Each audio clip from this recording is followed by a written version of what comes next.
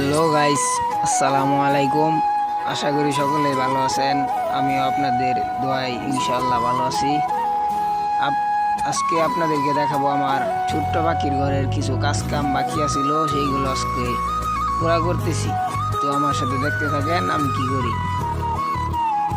প্রথমে এই যে কাঠের কুড়া আনছিলাম, কিছু কাঠের কুড়া বিছাবো। তারপরে যে বস্তার মাটির মধ্যে দিলে মাটিগুলো সব খামছে, মানে ছটরে ফেলা।